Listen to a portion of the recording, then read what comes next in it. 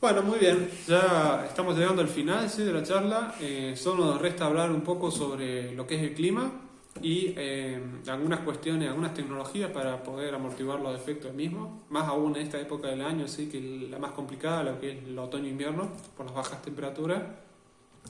Y de suelo, bueno, el suelo ya hemos hablado mucho. Como habrán notado, es algunos aspectos generales, ¿no es cierto?, de suelo. ¿Por qué? ¿Por qué quiso hacer hincapié en esto?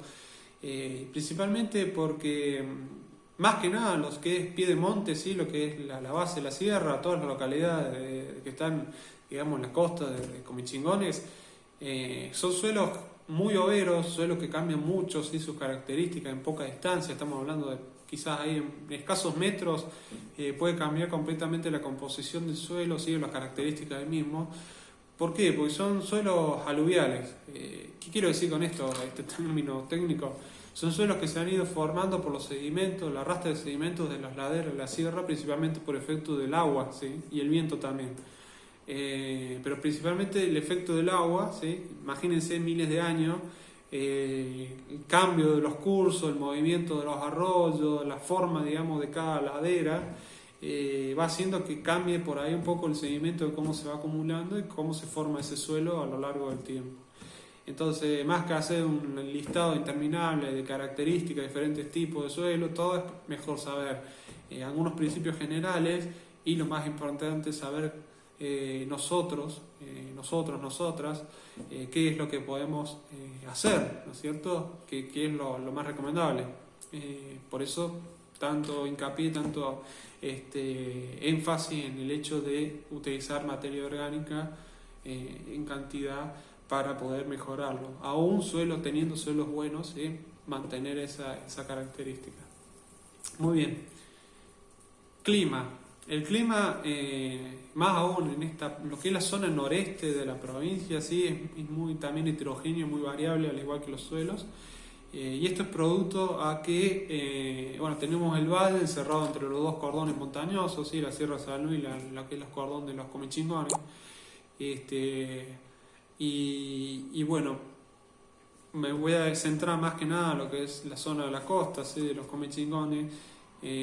Cambia bastante, ¿sí? Tomemos referencia a la ruta 1, ¿no es cierto?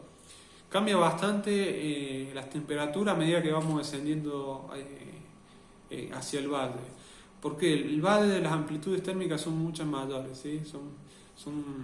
Podemos tener mínimas absolutas, o sea, las mínimas en invierno son mucho más bajas y en el verano también son mucho más altas, producto de esta amplitud, con respecto a lo que es las localidades que están bien sobre el pie de la sierra, ¿sí? Y esto cambia ya a medida que vamos subiendo sobre la ladera de la sierra. ¿Por qué? Porque el principio que alguna vez he escuchado es que a medida que ascendemos en altitud, baja la temperatura. Bien, ¿de qué nos sirve saber esto? Como le decía, depende de dónde vivamos. Si estamos de la ruta 1 para abajo y a medida que vamos ascendiendo, y cada vez vamos a tener amplitudes térmicas más marcadas y vamos a tener mayores problemas con las bajas temperaturas en el invierno. Y a medida que nos acercamos un poco más al pie de la sierra, se amortigua un poco más, o sea, la amplitud térmica es menor. La otra complicación entre comillas, o sea, sí, por ahí desventaja que podemos tener con la huerta es el tema del viento, ¿sí? Para los que hace poco que han venido a vivir a la zona, o los que ya hace tiempo están viviendo, sabrán o habrán escuchado el tema del famoso viento de la sierra, que dependiendo, bueno, a qué zona estemos, es de mayor o menor intensidad, pero generalmente empieza a ocurrir a partir de la tarde y la nochecita. Tenemos este viento casi de todos los días que baja de la sierra. Es más, lo podemos apreciar en los árboles. A medida que vamos transitando por la ruta, vemos los árboles con cierta inclinación hacia el oeste, hacia el poniente, ¿no?, que es justamente como hace que crezcan por el efecto del viento de baja de la sierra. Eso es producto del movimiento, ¿sí?, de las masas de aire por este accidente geográfico que es la sierra. ¿Y qué problema nos puede traer en la huerta? Tengamos en cuenta que el viento, por un lado, aumenta la evaporación, ¿sí?, la evapotranspiración general. ¿Por qué? Y el mismo principio, tomamos un ejemplo práctico. Un día nosotros sacamos a secar la ropa, un día con viento, como una brisa, ¿sí? Se va a secar más rápido que un día en donde el aire está estanco. ¿Por qué? Porque ese movimiento del aire hace que el agua que se va evaporando se vaya, ¿sí? y cambian, hace que siga saliendo agua de ese lugar, siga evaporándose, para decirlo de una forma sencilla, ¿no? Eso por un lado, ¿sí? Y por otra parte, y por ahí uno más importante, ese viento arrastra partículas de polvo, partículas de arena, partículas que producen hasta cierto punto un daño mecánico en la planta, ¿no es cierto? Tenemos extremos de vientos muy fuertes que rompen directamente los árboles frutales, las ramas de los árboles frutales, pero estamos hablando de daños más pequeños que por ahí no son perceptibles por nuestros ojos y que son fuentes por donde pueden ingresar posibles microorganismos que nos enfermen las plantas, ¿sí? Es lo mismo que nosotros, microherida donde se puede infectar, ¿sí? Y tener un problema. Así que, ¿qué podemos utilizar? Lo más básico y lo primero ante nada, lo recomendable es tener un cerco, ¿sí? Una barrera, ya sea un cerco vivo o hacer alguna con media sombra. Siempre nosotros recomendamos conservar el monte nativo, ¿sí? Hacer una barrera. Aparte hay muchos hospederos enemigos naturales, ¿sí? De las plagas que podemos tener en la huerta. Y eso nos genera una barrera física que desciende o hace que ese viento corra con menos intensidad, ¿sí? Eso por un lado. Y lo otro, ya cuando contamos con un poco más recursos y además nos va a ayudar con las temperaturas, es contar ya con una cobertura, ¿sí? Hacer un cultivo bajo cobertura. No estamos hablando de otra cosa, por ejemplo, de los invernaderos, que seguramente ya la mayoría alguna vez ha visto alguno. El invernadero, aparte de ser una barrera, un ambiente, digamos, genera un microclima ahí adentro donde están las hortalizas, que nos frena así el viento, tiene el principio, justamente, recordemos el principio de efecto invernadero, ¿no? ¿Cómo funciona? Para explicarlo sencillo, ¿sí? Nosotros contamos con una cobertura que tiene que ser transparente, ¿sí? Y funciona bajo el principio de deja pasar la radiación solar, ¿sí? De todas las longitudes de onda, pero al momento de salir nos salen las longitudes de onda largas, que es lo que nosotros conocemos como calor. Entonces, por eso es que notamos que ahí adentro empieza a aumentar la temperatura, ¿sí? Y durante las noches la mantiene también la temperatura hasta cierto punto. Bien, ¿por qué hago un poco de hincapié en esto? Porque hemos recibido consultas y está bien, no todo nace sabiendo si se puede utilizar el silo bolsa. El silo bolsa no puede ser usado, ¿sí? Como cobertura completa del invernadero. ¿Por qué? Porque no es transparente, no permite el paso de la radiación solar, ¿sí? Así que no va a generar ningún efecto. Y si me preguntan, bueno, pero lo colocamos en la noche, no durante el día, tampoco vamos a lograr el mismo efecto. O sea, va a amortiguar un poco una helada muy suave, pero lo que se busca es generar una especie de microambiente donde durante el día se almacena calor y a la noche ese calor va saliendo a menor velocidad, ¿sí? De dentro de la estructura, entonces amortigua por un lado el efecto de la helada y por otra parte el efecto más importante en realidad es el aumento de temperatura general, inclusive durante el día, que nos permite que la hortaliza crezca más rápido, ¿sí? Por ahí a veces nos centramos solo en la idea, bueno, el invernadero para protegernos de heladas y nada más. No, el invernadero, su función por ahí más importante es acelerar el crecimiento de las plantas, producto del aumento de la temperatura, porque durante el día también vamos a tener un delta, una diferencia de temperatura con el ambiente exterior, ¿sí? De afuera. Estamos hablando fácil, hemos medido 10-15 grados de diferencia de temperatura, es decir, que un día de invierno que hace 15 grados durante el día, dentro del invernadero vamos a tener, por ejemplo, 25 o 30 grados, depende de las condiciones, pero es mucha diferencia de temperatura y eso repercute a la larga en un crecimiento mucho mayor y más acelerado de las plantas, ¿sí? Dentro de la huerta. Otro efecto también que ocurre es que al estar cerrado hasta cierto punto, porque también tenemos que ventilarlo, se almacena más humedad, ahorramos agua y ese aire un poco más húmedo también ayuda a que crezcan más rápido y hasta cierto punto sana las hortalizas, ¿sí? Bien, ahora me preguntarán qué podemos utilizar.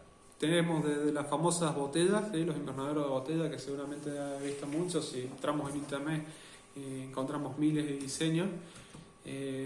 Recordar, se puede hacer perfectamente, funciona. Recordar de que hay que hacer, el problema que tiene es que tiene que juntar muchas botellas, ¿no?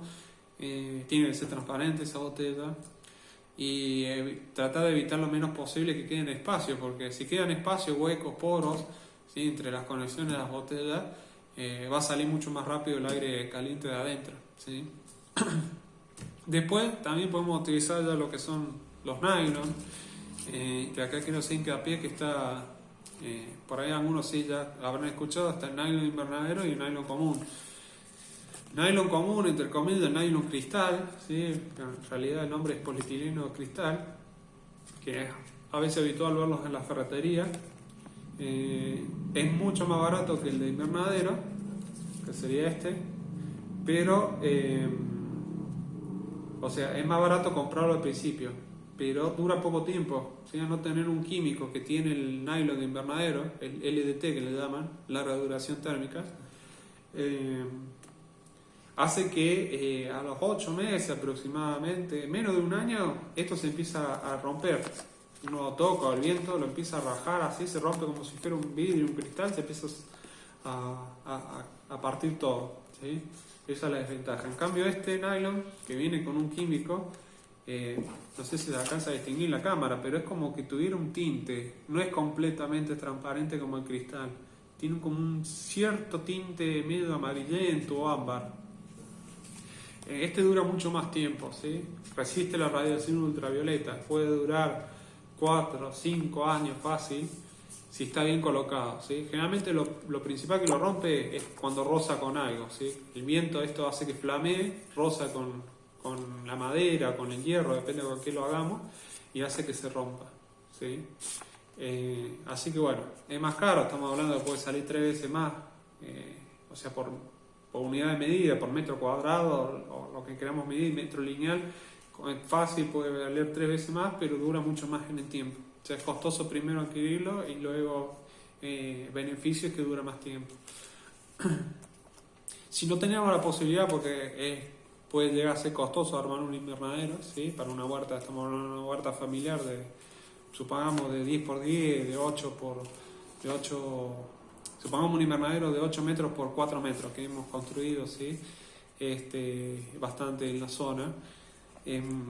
Bueno, es costoso, necesitamos hierro, necesitamos madera, necesitamos el nylon. Otra alternativa que podemos hacer son los microtúneles, que es una estructura más pequeña, ¿sí? De aproximadamente 1 metro por 1 metro de altura, que se hacen unos arcos, se puede utilizar hierro, ¿sí? El de construcción, o se puede utilizar el caño de agua, el polipropileno, el negro, de 3/4 o de 1 pulgada, ¿sí? Se curva, se hacen arcos que tengan esa medida y el nylon se entierra, digamos, los laterales, se agarra a los laterales y se cubre.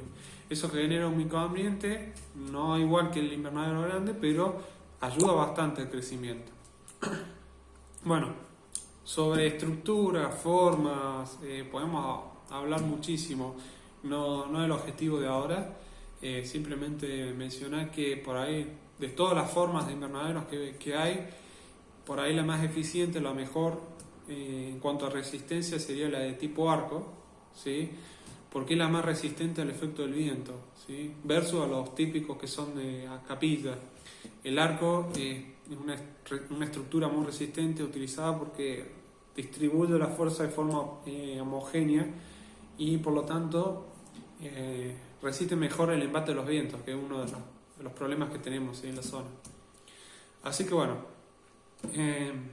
eso ha sido todo. Después tendremos momentos para seguir profundizando. No quiero llenarlos de información de golpe. Así que bueno, quedamos a disposición y lo estaremos viendo próximamente.